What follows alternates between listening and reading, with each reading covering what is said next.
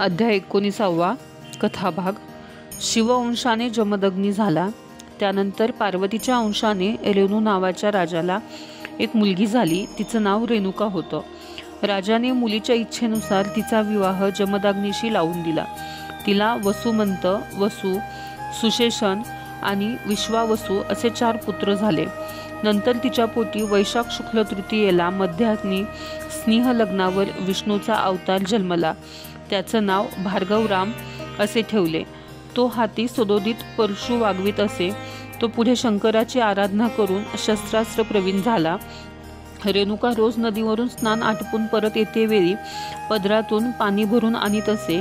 एकदा ती स्नानासाठी नदीवर गेली असता गंधर्वाचा एक राजा व त्याच्या स्त्रिया याची जलक्रीडा चालली होती। रेणुका ती जलक्रीडा भान विसरून पाहत राहिली व तिला त्यांचा हेवा वाटला।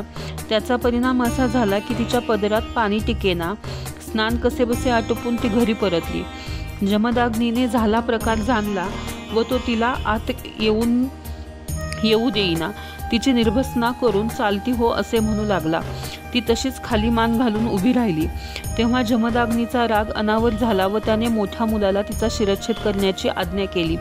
पण त्याने न करता उलट मातेचे महत्त्व सांगून क्षमा करण्याची विनंती केली। पित्याचा क्रोधाग्नी अधिकच भडकला व त्याने शाप देऊन त्याचे भस्म केले।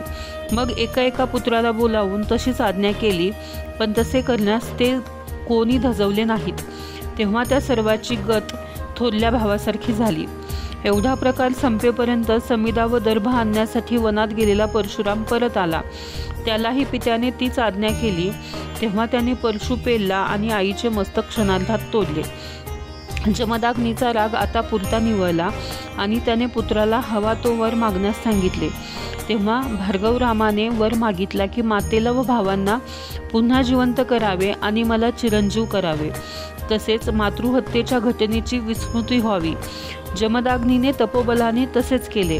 याच भार्गवरामाने पुढे गायीचे निमित्त करून अर्जुनाशी युद्ध केले व त्याला रणांगणात मारून मोक्षगती दिली।